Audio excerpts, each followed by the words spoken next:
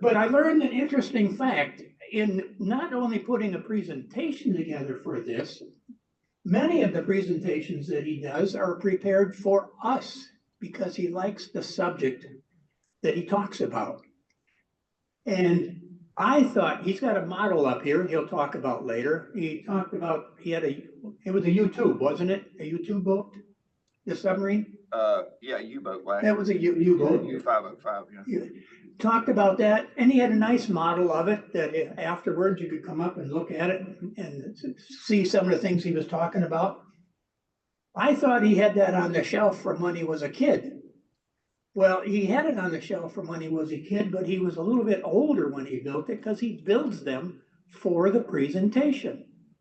So he not only gets the benefit of talking to us, he gets the benefit of reflecting back on his childhood of building a model, which can be a lot of relaxation and fun. Keeps the brain and the fingers nimble. It all helps. So without further ado, Herb, would you come up and take us through the Mighty Eighth? Oops, I'm messing this thing up. I should go back one slide. Just finish this up. There.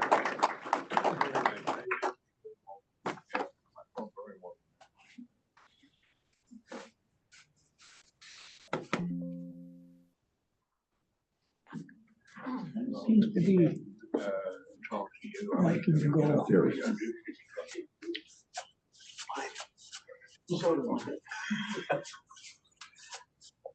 Well, first of all, thank you for having me back, and thank you for showing up. I do spend a lot of time on these things, but it's because I hope that's not bothering anybody.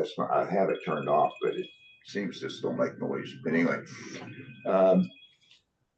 because I enjoy the topic, and I thoroughly enjoy preparing and presenting these things. As Ted mentioned, I don't just build models for this. That's my retirement hobby, and I build cars and boats and ships and everything. And then just one other quick opening comment. His thing about not touching things. I saw recently a little blurb that said the factory of the future will be manned by a dog and a person, and the person will be there to feed the dog, and the dog will be there to make sure the person doesn't touch anything. So, I guess we'll be run by AI. So. All right. Well, this presentation is based on this book, Masters of the Air. It's a classic World War II nonfiction book. Somebody told me, some of my World War II buddies, we talked about book, told me about this a long time ago. I never got around to reading it. And I watched the excellent Masters of the Air streaming series on Apple TV. If you haven't seen it, it's great. It's done by the Tom Hanks Spielberg team who did Band of Brothers, The Pacific, Greyhound. I mean, it's that quality of presentation. It's very accurate, covering two airmen that represent about 30 pages of this 450-page book. This book has so much interesting stuff in it. I actually had a hard time deciding what I wanted to talk about, so because I couldn't talk about everything. So that's where we got to. The Mighty Eighth Air Force comes from, there is a museum outside of Savannah, Georgia, called the Mighty Eighth Air Force Museum. It's just a few minutes off of 95. We go to Florida for 4 or 5 weeks every year, and we run up and down there. And this year we stopped on the way back. It's well worth a visit. It's a great museum, and I have a lot of pictures from there. Another museum recommendation is the National World War II Museum in New Orleans. And I'll show one picture from there. Their aviation hall is fantastic. They have all these airplanes and everything. It's actually built on the site of the Higgins Boat Factory, the guy that built the landing craft and some of the PT boats. All right, so there we go. So a lot of people don't know that in World War I, because we tend not to study World War I a lot, that the Germans bombed London at night with dirigibles, with big blimps.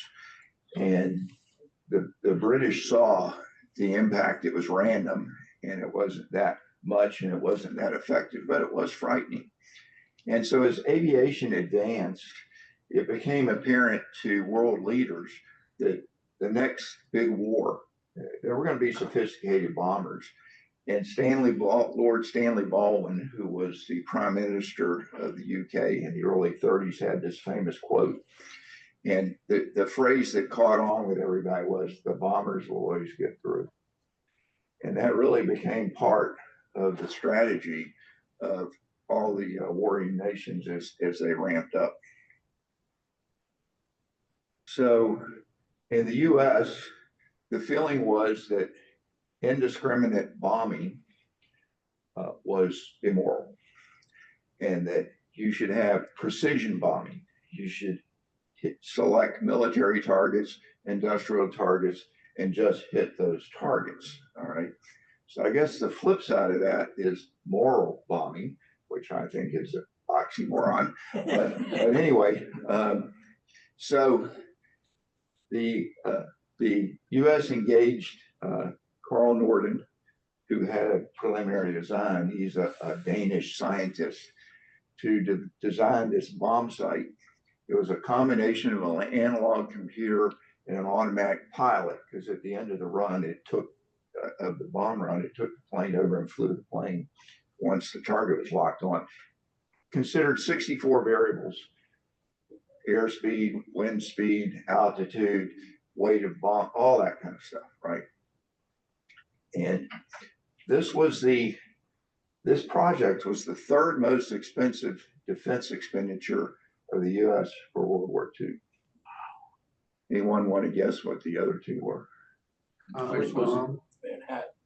The Manhattan project was quite expensive. Yes, but actually, interestingly enough, it was number 2. I'm going to make you wait till the end of the presentation to hear number 1. How's that for keeping you here?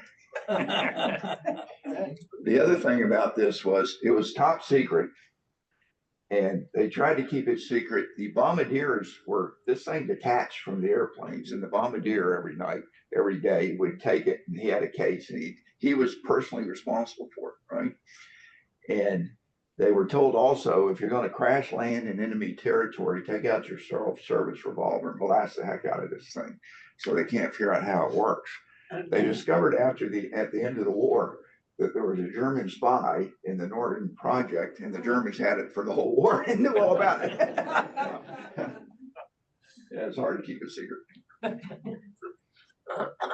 All right, so the next part of the story is a group that's been nicknamed the Bomber Mafia.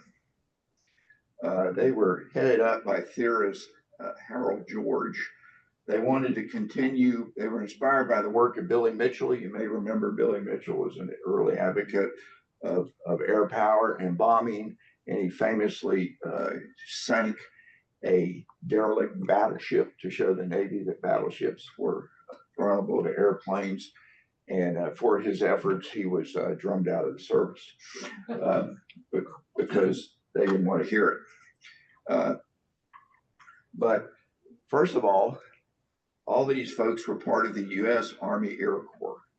Now, unlike the Germans, who had the Luftwaffe, and the British, who had the Royal Air Force, the RAF, the U.S. did not have a separate Air Force during World War II. It was part of the Army. And these early thinkers and young and up-and-coming officers believed that air power could be strategic, but the Army officers, who were land generals who ran the Army, viewed it strictly as tactical support for land battles. So they were fighting an uphill battle, but they gathered together at this base in Virginia, and they strategized what we needed to do, and they came up with what's called the industrial web theory, which is all economies have these webs of industry, and there's critical points, and if you can destroy a critical point, you can bring it to a halt. Well, we now call that a supply chain, but at the time it was pretty revolutionary to think that way. And then an event occurred during this time. There was a company called Hamilton Standard, which made airplane springs to adjust the rotation of the propeller. There's a name for that, pitch of the propellers, which is essential for aircraft at that time. And it was the only company in the country that made them. And it was, the factory was damaged by a flood. And so for a period of time, there was no aircraft production in this country. So these guys said, you know, if you can find those critical points and wipe them out. And they also, you know, believed, now that they had the Norden bomb site, they believed that you could have precision bombing, but it had to be done in daylight because you had to be able to see it. So their mantra was precision, daylight bombing. And the Norden people, when it was finished, their sales pitch was that you could drop a bomb in a pickle barrel from 30,000 feet. Well, it wasn't quite that accurate, but it would be a few hundred feet. All right. And these tests were all done over still air in the desert, in the Western desert, and without planes bouncing around or anything. Okay. I'll go ahead and tell you, I was going to mention it later. In reality, the most overcast country in Europe is Germany, which always struck me as funny that they made this big move to solar energy, which they did because they had the most overcast. So a lot of times you couldn't see the target. Okay. When there's flak going off around you, you're bouncing around, you know, and, you know, so anyway, it ended up that only about 20% of Allied bombs during the war, they landed within 1,000 feet of the target. So, however, as we'll discuss later, if you drop enough of them, that's enough. Okay. All right. Now, the interesting thing is that they had students, these theorists, and the students included Hap Arnold, who would command all the U.S. Air Corps during World War II, Jimmy Doolittle, who would lead the famous Doolittle raid and then move to Europe and be the commander of the 8th Air Force at the end of the war, Ira Akers, who was second in command of the 8th Air Force and set it up in England, Carl Spaatz, who was the commander of the 8th Air Force initially, and last but not least, Curtis LeMay, who would be a bomber leader and then eventually command the 8th Air Force and then move to the Pacific and command the bombing of Japan. And he would eventually be the head general of the U.S. Air Force. Quite a distinguished group. Yeah. All right. So you got a theory, you got a bomb site, you need a plane. Well, this brings us to one of the stars of my show, the B-17 bomber. And that's what this model is right here. It was, and this is the airplane gallery. And I think this thing's motion sensitive. Anyway, this is the airplane gallery at the World War II Museum in New Orleans. And the cool thing about it is it has different levels. So you can see the planes from the bottom, you can see them from even, you can see them from the top. But that's a good picture of a B-52 bomber. It was developed by Boeing Aircraft Company in the mid-1930s on a speculative basis. The government didn't say we needed a bomber. They just figured out, hey, there's going to be another big war. Everybody's talking about these strategic bombing. People are going to need big bombers. Let's develop one. All right. Can you imagine that happening now? And it is sad in current events to see that company struggle with some of the issues they're struggling with because they did so many great things. But anyway, it had a range of 3,200 miles.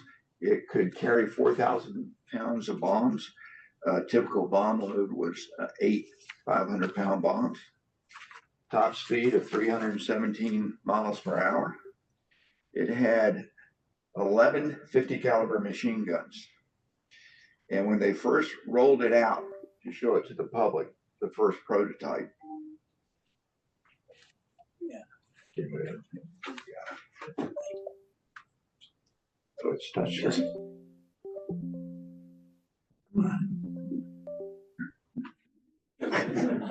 Stubborn. How about,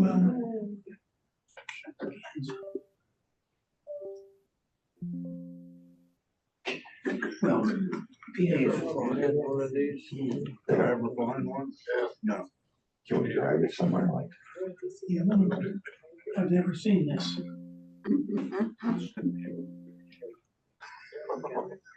Be good. Always something. Don't breathe. All right, where was it? All right. So it had 50 when you look at my model, you'll see there's all these machine guns sticking out of it. So when they rolled it out to the public for the first time, the Seattle Press was there. And one of the reporters said, "Oh my gosh, that thing is a flying fortress." And some Boeing people were standing nearby and went, "Hey, that's a great name." They went back to the office, copyrighted it, and it became the Boeing B-17 Flying Fortress. All right, now we're going to go to the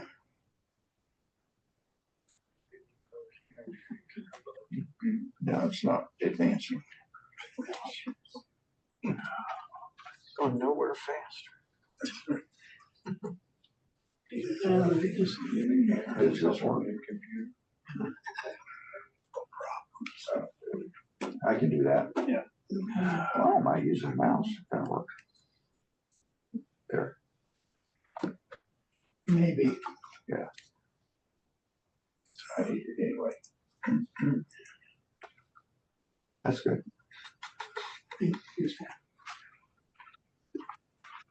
So this is the B-17 at the mighty 8th Air Force Museum.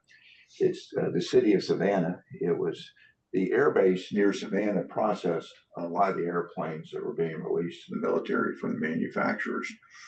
And they, this was the 5,000th plane that that air base processed, so they named it the city of Savannah.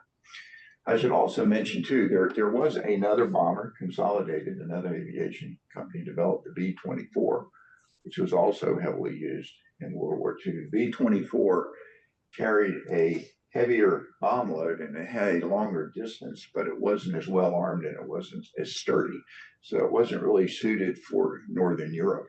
It was used extensively in the Pacific and in Southern Europe, where they flew out of North Africa and bombed Italy. So there was another bomber, but it wasn't, the 8th Air Force didn't fly too many of them. That bomber was the most produced bomber of Henry Ford built a B-24 bomber plane. I think I mentioned that in my session a couple of years ago when I talked about that stuff. All right, so we'll take a quick tour. And starting at the nose, this is where the navigators sat. They sat in the very nose.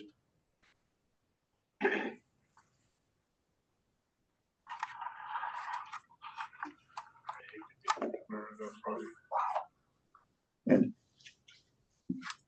the cool thing about this model is it's called the visible B-17 because you can see in the sun. Anyway, so sat up here in the very front, and behind him immediately was the navigator. And this little silver thing here is the bomb sight. The pilots were up in the cockpit here. It was a very sophisticated plane. It looks, the controls look a lot like a modern airplane. And as is today, the captain and pilot sat in the left seat and flew the plane, unless he was disabled, and the co-pilot monitored all this stuff while the pilot flew the plane. Now, this top turret here, there was a flight engineer, and his job was to, as there is on planes today, on airliners, was to monitor all the systems of the plane, electrical, hydraulic, the engines, everything, make sure everything's working. But when they got into the combat zone, he would climb into this little seat here and his head would stick up and he would be here and he would be, whoops, he had controls to swing it around and elevate it and everything. And So he did double duty. Here's the most interesting one, the ball turret gunner down here, okay? Very compact, very small people. They were like 5'2" generally. They laid on their back. It was really kind of psychologically difficult position because you were hanging outside the airplane, you know, flak's going off around you and all that. You were cut off from the rest of the plane. Everybody else was kind of up there together. But in reality, it was the safest in terms of combat. Yes, it was the safest position because planes were rarely attacked from the bottom. There is an oft-told story, which unfortunately is true, about a plane that the electrical system was damaged. This thing had to be in a certain position for the gunner to get out. They didn't ride the whole time down there. They stayed in the plane, and when they got in the combat zone, they got down in there and then they got out. It was jammed to where he couldn't get out, and they couldn't put the landing gear down. And you know, it's at some point the pilot had to make the difficult decision of, you know, I got to do a belly landing because I've got 9 other people to worry about. So, and unfortunately, they did perish. The radio man, there's a radio behind the bomb bay. The bomb bay there behind there was a radio man. He maintained communication with headquarters and other units in these big flights. But when they got into combat, this Top Gun here, he could actually stand on a little platform and shoot out of the top of the plane. And then you had the waist gunners who would be in this area, and they would have machine guns, and the positions were staggered, so that if a shot came through the plane, it wouldn't. First of all, it's kind of crowded, so they wouldn't get in each other's way, but also it spread them out so that one shot wouldn't take them all out. And then you have the tail gunner. They sat on like a tractor seat, their heads stuck up in that little clear space there, and they had control. They also had controls to operate the gun. As did the ball turrets. These things, the way these things worked, it was 2 handles. If you pushed it down, the guns went down. If you pulled it up, they went up. If you did this, they went like that. So anyway, that was the most dangerous position because planes were frequently attacked from behind. The Germans wanted to take out the tail gunner, and the average life expectancy of a tail gunner on a B-17 was 5 missions. So, and in some squadrons, they rotated because they didn't want anybody to be friends with the tail gunners. So, yeah, and I'm a big part of this presentation. I really wanted you to understand the courage and the sacrifice that the men that flew these planes made, and I'll be talking a lot more about that. All right, let me put this down before I drop it.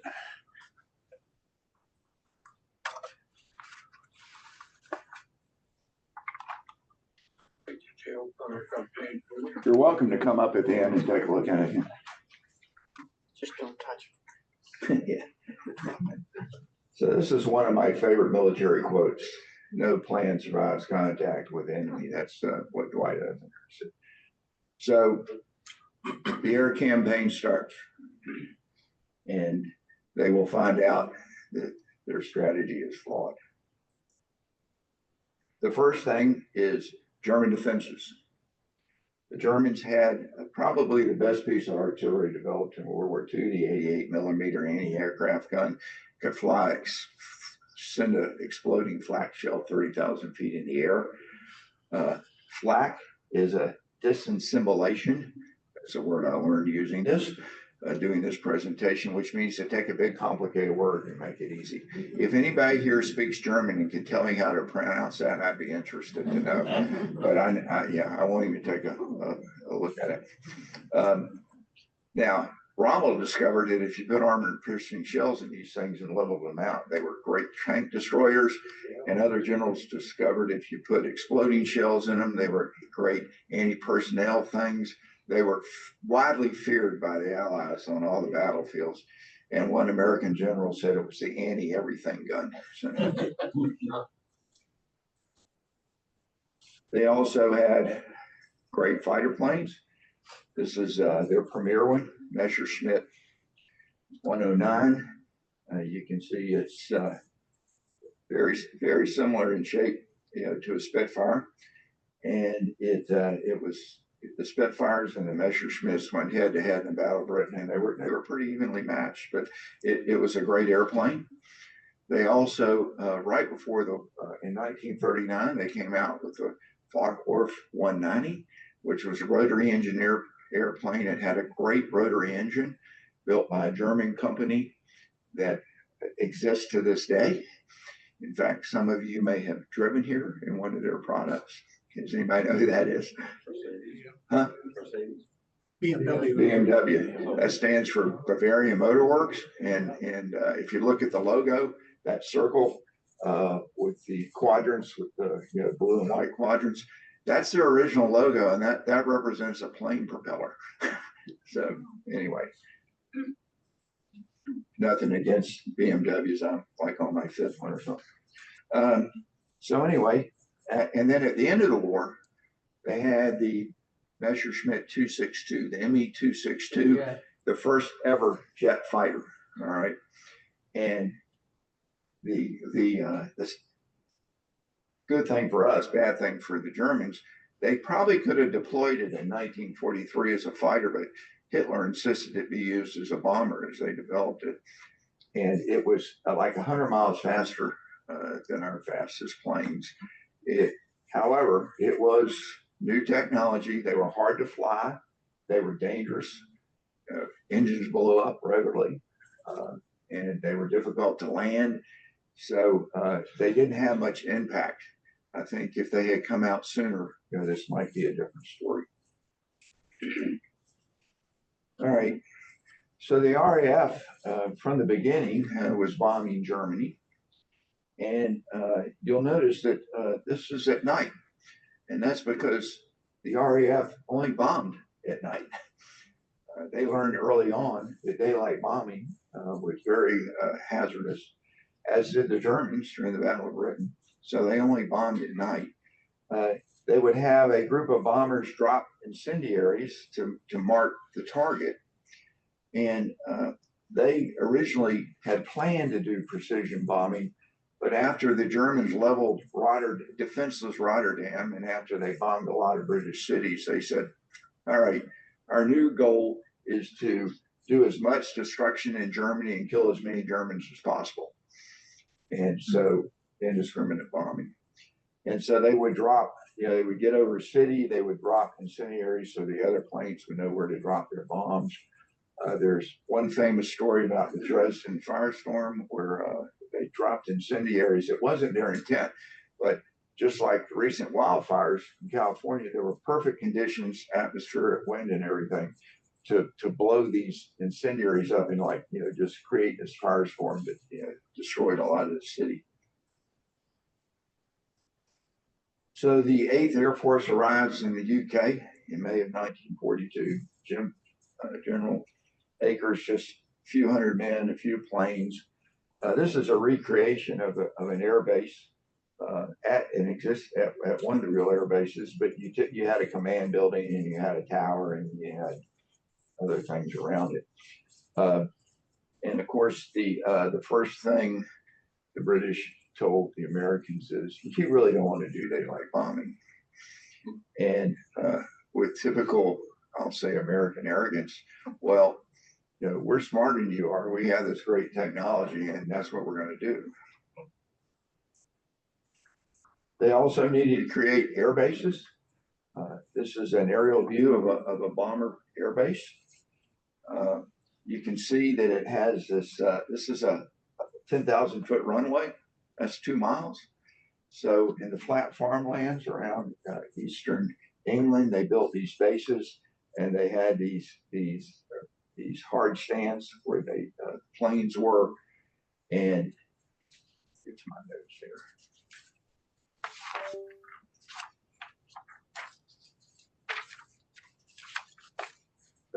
they were big enough to handle a squadron, which was 48 planes.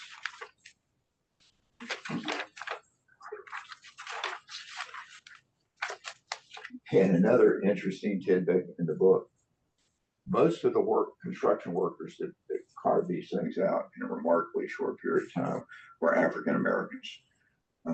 You know, you can argue now whether we're a racist nation, but in the 1940s, we were a racist nation, and the military was among the most racist organizations there was.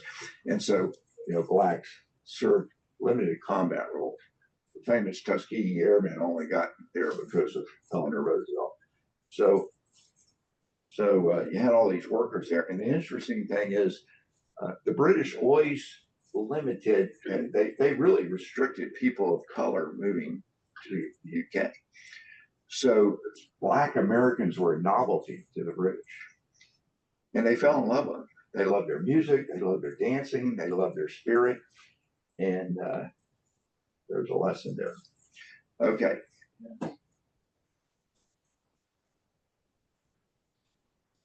So every I'm pointing over here. Every bomber crew had a ground crew of 11, and their job was to keep this thing flying. And first, so they had to repair damage to the fuselage. The airplanes had these 1,200 horsepower Allison engines, so almost 5,000 horsepower total. There were big, sophisticated, complicated engines. They had hydraulics, electrical systems, all sorts of things. You know, these planes would come back shot up, and they had to try to get it back into the air.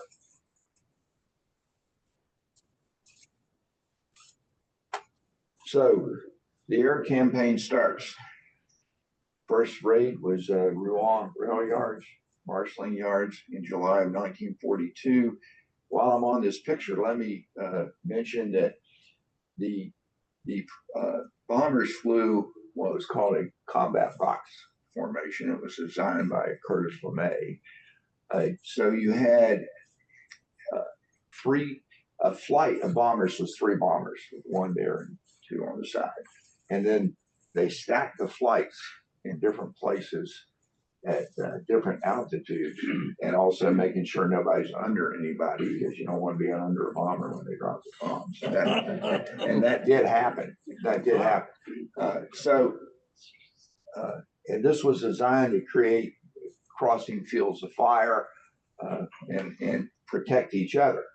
The downside is you have to fly in a tight formation, and flying a 30,000-pound airplane and keeping it in position with, you know, wind and bumps and all that kind of thing was tricky. And they did have collisions. And in training they emphasized this, and there were people, a lot, not an insignificant number of people killed in training from trying to learn how to do this. But it was they felt it was essential to their protection. And now this first raid was led by Paul Tibbets. You may recognize that name. He was the pilot of the Enola Gay that dropped the first atomic bomb. It's interesting that a relationship during the war of all these folks. They caught the Germans flat-footed. They thought nobody was crazy enough to do daylight raids, and they only scrambled 1 fighter, and the bombers shot it down. And they had perfect weather conditions and visibility, and they actually hit the target. So they came back with sort of a false verification of precision daylight bombing, that, hey, this is really going to work. You know, look what we did. It went downhill from there.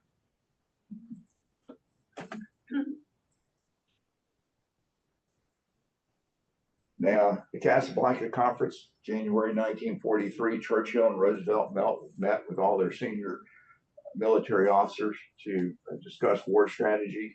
The U.S. had been in the war about a year. And the RAF had convinced Churchill to convince Roosevelt that the Americans needed to stop daylight bombing and do night bombing with the British. And Hap Arnold, who was there representing the Air Corps, got wind of this. He contacted General Akers and said he was in England and said, you need to be in Casablanca by tomorrow morning. He commandeered a bomber. He flew down there. He said, we got to talk Churchill out of this. And so they requested an audience with Churchill. Churchill said, I'll give you 10 minutes, but because he was always sensitive to not aggravating Americans. And they came in. He said, I need a short summary of what you want to talk about. They wrote a one-page memo. And they came in, and first thing he said was, I'm half American, and I hate to see you boys keep getting killed doing this daylight bombing. And they handed him this piece of paper. And the key phrase on it was, if we do around-the-clock bombing, British at night, Americans during the day, the Germans won't have a chance to recover. And it will just, pound them around the clock. Churchill looks at it and goes, around the clock bombing. I really like that. He was a master of words.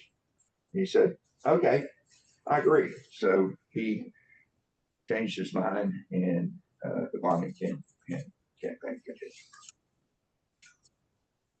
All right. So here was a key raid, the Schweinfurt-Regensburg raid, August 1943. The strategy was to hit two targets reasonably close to get each other with two large air groups and split the German fighters. These were, Schweinfurt was the main Messerschmitt plant. Regensburg was a ball bearing plant. And if you know anything about mechanics, anything that turns has a ball bearing in it. Your car is full of. And so tanks and airplanes don't work real well without ball bearings. So they figure, well, this is sort of their industrial web theory. If we knock out their ball bearing production, it'll really hurt. These targets were both heavily defended with flak. And you can see these flak barrages. The Germans would put up what they call a flak box. They wouldn't just shoot randomly at planes. They would set up all the guns to create a box of exploding flak that was, maybe a mile long and several thousand yards wide and deep. That they knew the planes had to fly through. And the problem with flak, if it hit a plane, it's going to take it down. But also, if it exploded nearby, this white hot shrapnel would hit the plane.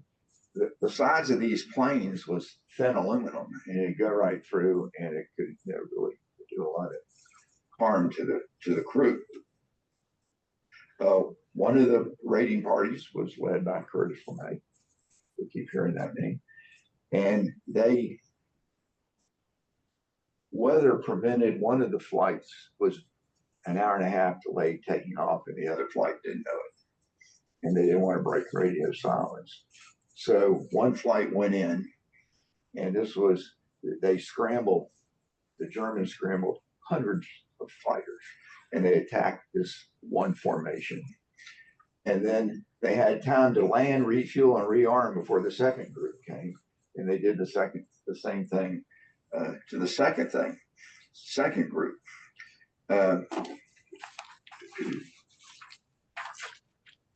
Of 376 bombers that participated in the raid, oops, getting ahead of myself. Well, I'll get to that in a minute. 60 were lost, and a number were so badly damaged they couldn't be repaired. So they started catching on that this wasn't going to work. But it culminated in Black Week. Oh, the other problem was the initial U.S. fighter protection was the P-47 Thunderbolt. It was a fighter bomber plane, and like most things are designed to do two things, it doesn't do one of them well. And it was a mediocre fighter, and it didn't have the range to fly all the way to the targets with the bombers. So they would finish the last part of their bomb, sometimes up to an hour without fighter protection.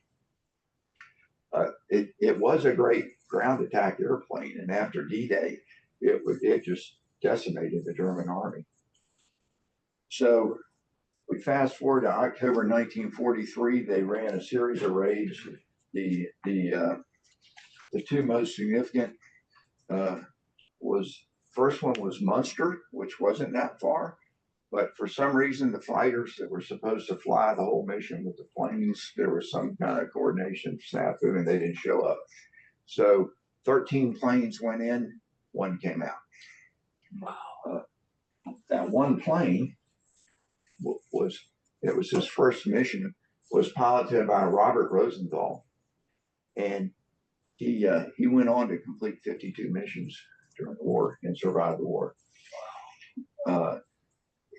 They hit Schweinfurt again with 229 planes. 60 were lost. 600 men were dead or missing, and 43 were wounded. At that point, they said, we can't do deep penetration raids anymore until we have fighter protection.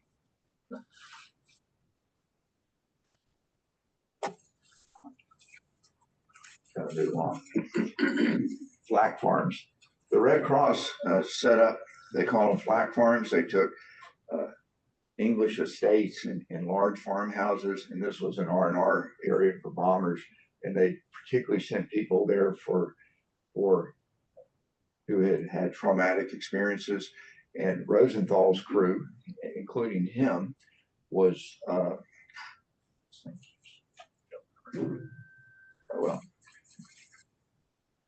sent there. And this was probably made up by Hollywood, but it's funny.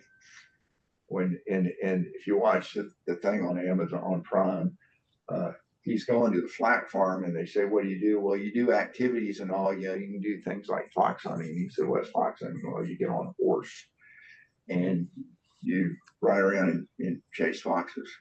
And his comment was, Jewish boys from Brooklyn don't ride horses. So I don't know. I think they probably made that up, but it's pretty funny. All right. So the Memphis Belle. So after sustaining these heavy losses for a while, there was serious morale problems on the bomber crews. And everybody had a sense as, I'm not going to survive this war. So they came up with, okay, we need experienced people to rotate back to the States anyway. So they set a goal, if you fly 25 missions, you're done. Okay, so that became the objective. In the meantime, the Air Corps hired Hollywood director William Wilder, who was a prominent director at the time, to do a documentary and to show a bomber completing 25 missions. And there were several that were close, but one was the Memphis Belle, and they had a crew. They were all very personal. They were occupationally and geographically diverse. Midwest farm boy, East Coast mechanic, graduate engineer, and the captain, who had movie star looks, had a girlfriend back in Memphis, and the men did name their planes. And there was a romantic movie at the time, and it takes place on a riverboat called the Memphis Belle. So they named the boat the Memphis Belle in honor of the captain's girlfriend. So as for PR, you can't beat. You got this great group of guys from everywhere. You got a good-looking captain who's got a girlfriend waiting for him back home, and the airplane's named after him. And it doesn't get any better than that. You couldn't make it up. So that became the focus of his script. He and one of his cameramen actually flew the 25th mission, which was not a milk run. They bombed the naval yards at Wilhelmshaven, and 3 planes out of 30 were lost in that mission, but they made it back. They had a hero's welcome. They met the king and queen, and they were ordered to fly the Memphis Belle to the U.S., where they flew around the country selling war bonds. So there's 2 movies of note. One is the Hollywood version. You may have seen it. But Wilder's movie, which is called The Real Story of the Memphis Belle, is also available online. Now, this wasn't Hollywood's only involvement. in the 8th Air Force. You might recognize this guy. Clark Gable became a major with gunnery expert, and they tasked him with studying gunnery and doing a documentary about gunnery. He was not required to fly missions, but he thought to understand it, he flew 5 missions in combat and manned the waist gun. The other one, Jimmy Stewart, was a B-20, flew one of the few B-24s in the 8th Air Force. He actually flew 20 missions, including one over Berlin. And this is the French awarding the Croix de Guerre. Can you imagine now, like, I don't know, who's my favorite actor at the moment is Matthew McConaughey. Can you imagine us having a war and him going, and flying attack helicopters or something? But that was that generation. And they really didn't want these guys in combat. They didn't make them fly in combat, but they said, hey, that's what we train to do. We're trying to set an example, and that's what we're going to do. Particularly Stewart, because he was very popular then. That was just after Mr. Smith Goes to Washington and Ziegfeld Girls, 2 of his greatest movies. Nobody wanted to be the commander who got Jimmy Stewart killed. Okay, so, but he made it. And just a testament to I think our country at that time. Okay, game changer, P-51 Mustang, probably the greatest. I think everybody agrees it's the greatest propeller-driven fighter ever built. But you can see it's very sleek, very similar in shape actually to a Spitfire and a Messerschmitt. It had a unique wing design that made it very maneuverable. It almost wasn't built because when they built it, the pilots said, this thing handles great, but it just doesn't have enough power. So it had a Packard engine in it, but the Spitfires had a Merlin Rolls-Royce engine. Merlin was a British company that took stock engines and souped them up, and they converted it to a Merlin Packard engine, which created 441 horsepower. And the thing could go over 400 miles an hour and fly circles around the German fighters. The other unique thing, you'll see it has this bubble cockpit, so the pilot has complete visibility. You'll notice on the Spitfires and the other fighters, there's bracing in there, and that can create a temporary blind spot, which in air combat could be fatal. So anyway, so now they also were equipped with drop tanks, so they could fly all the way to anywhere in Germany, including Berlin. Drop tanks are tanks that hang on the wings. They use that gas first, and then when they start getting into combat, they drop them, and they still have a full load to fight and get back. Over the remaining course of the war, they came in early 1944. They're credited with shooting down 4,950 enemy aircraft.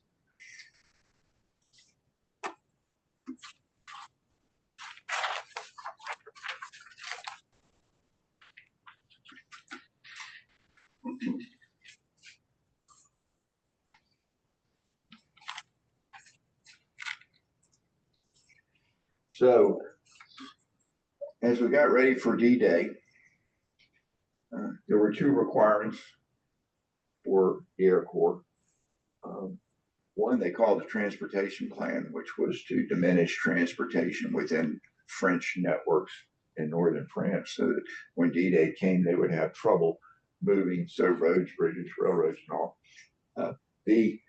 Both the bomber high command of the U.S. and the British objected to this. They still thought they could win the war with strategic planning. They didn't even think it was bombing. They didn't even think it was necessary to invade Europe, but they had a boss, Dwight Eisenhower, and he said, you're going to do this, so they did it. But the other thing was they really needed to destroy the Luftwaffe, and now that they had superior fighters, they became bait. They would bomb the same targets over and over again, use the same routes over and over again.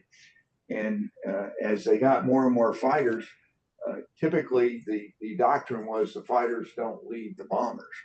But when they had enough Mustangs and they were so superior, they would see the Luftwaffe coming up and forming up in the distance, and they would go attack them, which had never been done before.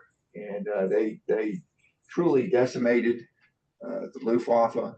And on D-Day, there was only 2 German fighters flew over the invasion beaches, made 1 pass, and that was it.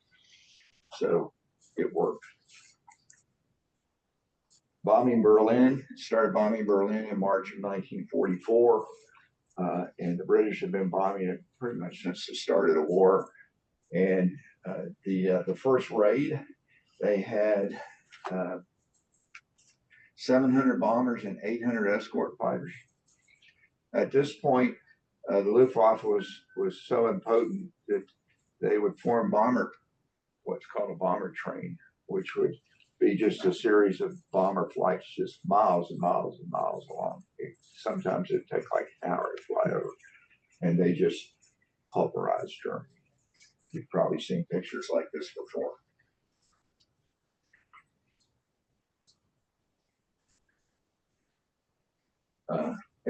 Just about everybody's favorite operation is Operation Chowhound. There was a section of Holland where the people, it was still occupied by the Germans, but it was cut off, and the people were starving.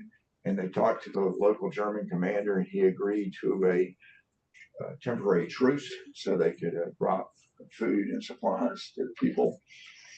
And at this point in the war, the German commanders, they saw the light at the end of the tunnel, and wanted to be decent people.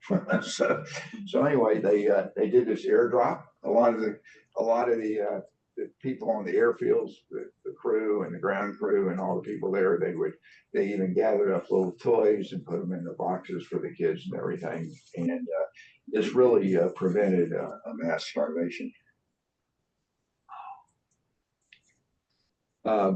I'm going to skip this. This takes a while, but and we're running out of time. But it was a long day. You got up early. You got briefed. You got your plane. You did a lot. Set up a lot of stuff. You took off. You flew. You were maybe in the air over enemy territory for 2 or 3 hours, being shot at from the ground and from the air. And then you came back, if you made it back, and you landed, and you had to go see they would have sandwiches and coffee, but you couldn't do anything else. You went and saw the intelligence officer for debriefing. And then you get up the next day and do it all over again. So maybe the next day. Another interesting thing is aviation medicine. They obviously understood that you can't breathe at 30,000 feet, so the planes were equipped with oxygen, and it was about 20 degrees below zero, so everybody was bundled up. You can see also this is a flak vest. They wore a flak vest and a parachute. And but what they didn't understand was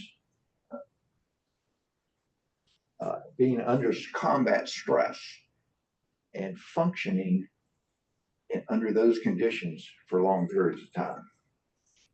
And you also had hazards like if this cord gets hit by a piece of shrapnel, they didn't have emergency oxygen tanks around the plane and everything. But they learned a lot about, what it does. It's not dissimilar from our early astronauts, where they really studied how space affected them.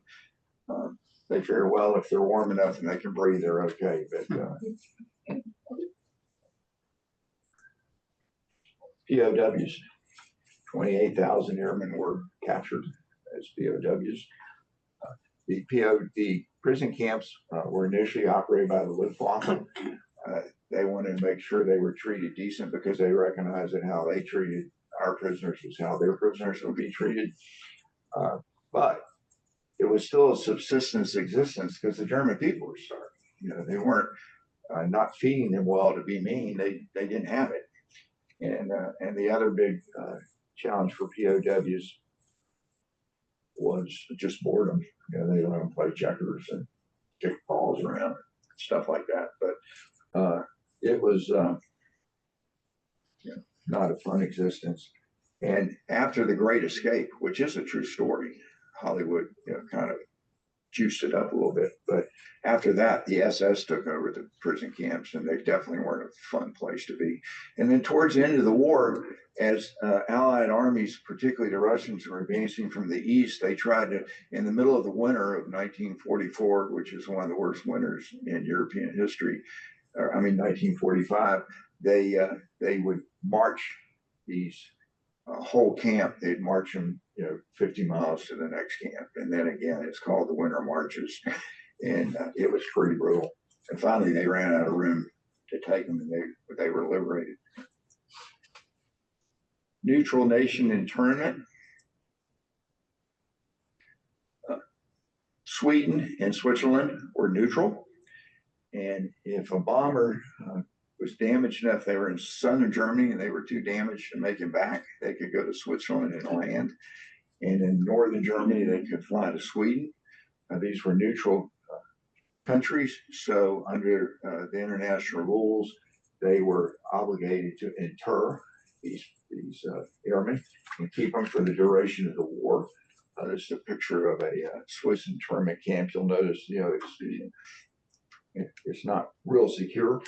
The Swiss, as long as you didn't try to escape, they would treat you pretty decent. If you tried to escape and they catch you, they put you in a regular prison where there were lots of really nice, really bad people. So most people stayed put. And some of the officers were actually housed at ski resorts to go skiing and everything. Now, Sweden, which there's really no escape from Sweden if you think of where it is between Finland and Norway, and there was really no, because in Switzerland you think, well, if I can get to France, maybe I can get, particularly after the invasions, maybe I can get away. But Sweden, everybody stayed put. There were about 1,200 men, 150 planes, 1,200 men in Sweden, and the Nazis put out propaganda that bomber pilots were arriving in Sweden with perfectly good airplanes with their skis and golf clubs on board, which drove the U.S. senior command to distraction. At the end of the war, they sent in a team to inspect all the planes, and they only found one that might have made it back. So the Germans were just yanking their chain.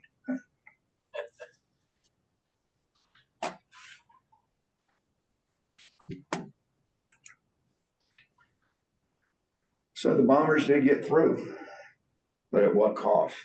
The 8th Air Force had 26,000 airmen killed, 28,000 captured. The average numbers of missions before a B-17 was shot down, and I lost the number, was 11. The odds of flying 25 missions was 36. This plane, when you come up, you'll see it's Man of War 2. That was a real airplane.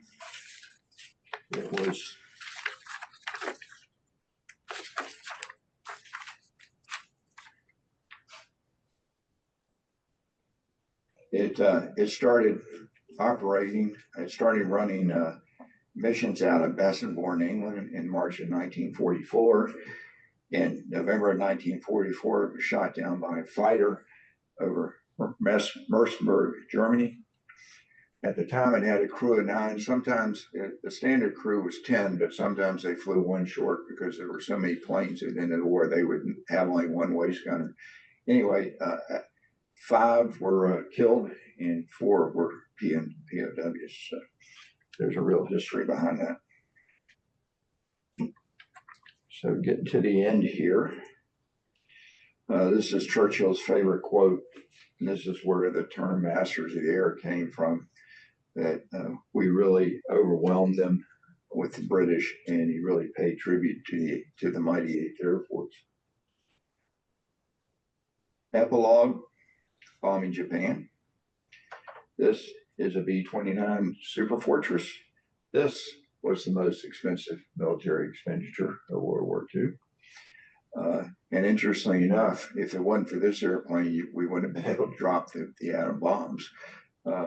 They learned the lessons from the B-17 and the B-24. It had a fully pressurized cabin, so there was no need for oxygen.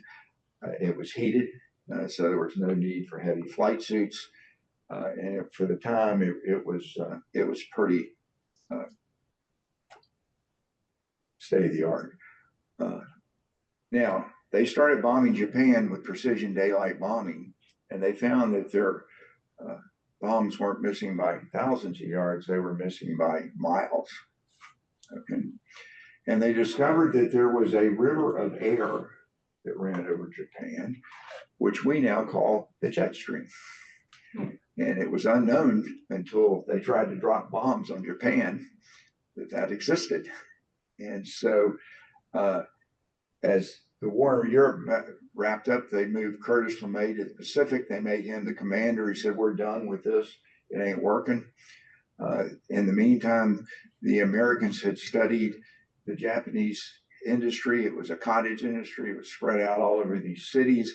They also determined that most of the buildings were wood, and that the best way to destroy Japanese war production was to burn their cities down. And napalm was actually invented for the purpose of bombing and burning Japanese cities. And some of them were as much as 70% destroyed by this bombing campaign. There's, in my opinion, there's a racial element to the Pacific War on both sides. The Japanese considered themselves superior and everybody else inferior. The Americans tended to look down on all Asian people. And so I'm not saying some of this wouldn't have happened, but it was much more horrific. I would argue that, dropping a couple of atomic bombs and, killing 100,000 people is probably better than burning millions to death. Just an opinion. But anyway, so we did win the war, and Curtis LeMay went on to help form the U.S. Air Force, and that's my presentation.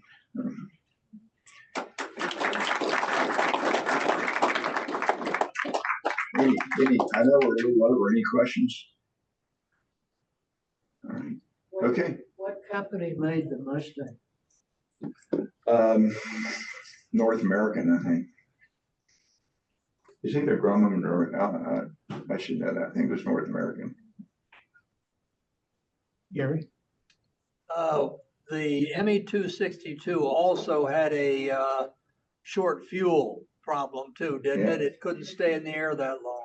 No, it couldn't. But the advantage for German fighters was they didn't have to go very far. Yeah.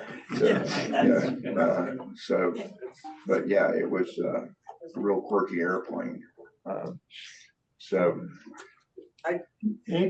just want to add too, my uncle flew one of the airplanes, and they were flying over Germany and tried to open the bomb bay and it was stuck. Problem is they'd used 3/4 of the tank of gas to get over there because the bombs were so heavy. And they wouldn't have made it back. And finally they worked and got it to open. So they found a outhouse in the middle of a farm field that no longer exists because they dropped all the bombs so they could get back. Isn't that amazing?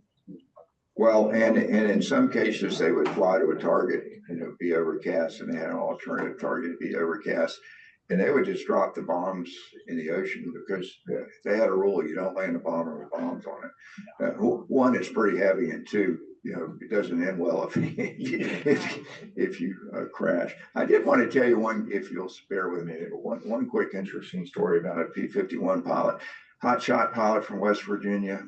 Everybody thought he was a great pilot. His first mission, he was shot down. He was rescued by the French underground, smuggled through France to Spain, made it back to England. And they had a rule that if you'd been shot down and made it back through the underground, you couldn't go up again because they didn't want the Germans to capture you. And he was determined to fly again.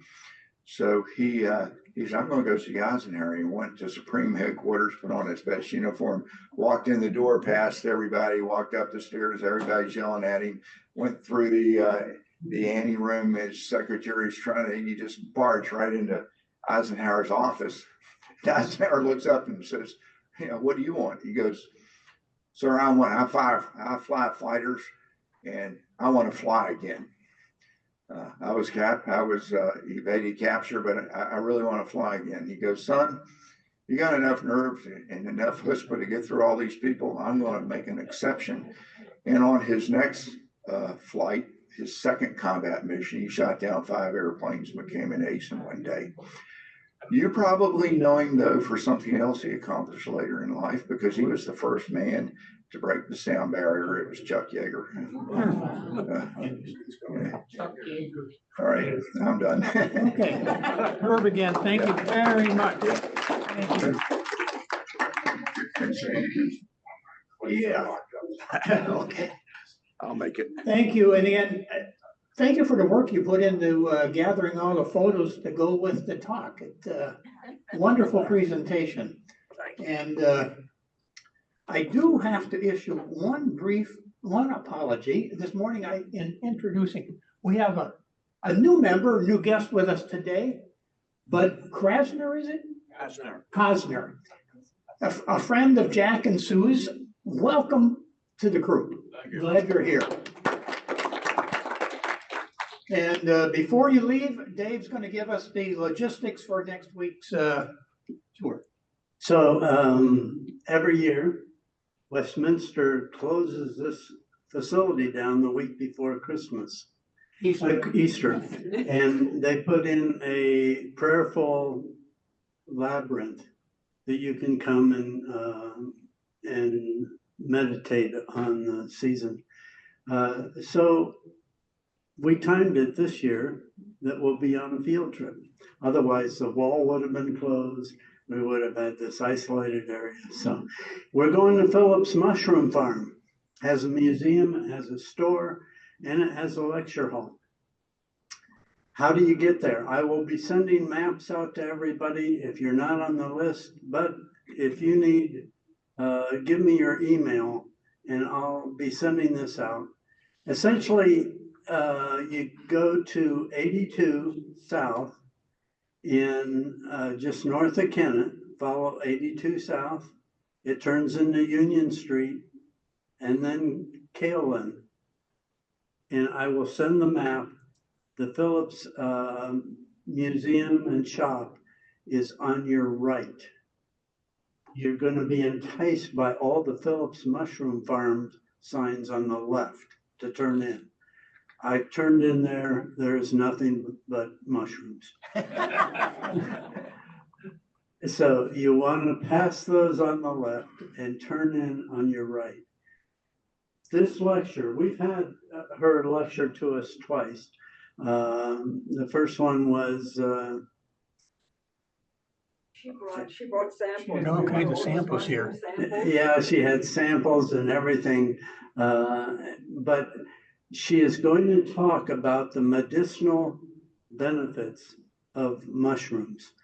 Nothing about psychedelic mushrooms. It's all about mushrooms that help children with seizures and people with seizures and all the nutrients that you can get only from mushrooms. And it's quite an impressive lecture. So I'm excited about this presentation for you. I'll be sending everything out. So What time should we meet there? we'll start at 10. Started, so we should be there at 5 of 10, Oh, at at least. least, or 10 of 10. 9:45 would be your target time. And how long does it take to get from here to there? I'll put that down. Okay. I'll do a time. It's not that long. I mean, you take 926 to 82 or Highway 1 to 82, and it's easy to get there. 2 turns, one on the 82 and the other into the mushroom place. It's not the Phillips Mushroom Farm though. So anyway, I'll send all the directions, make it explicitly clear. So be looking out for the directions for next week's mushroom visit. And be looking for the email that Dave will also send out with the link to sign up to help out on Camp Spark. No teaching required, just to help be there, be a gopher, watch the kids, make sure that we have the right ratio of adults to children. With that, have a great week. Thank you. You too.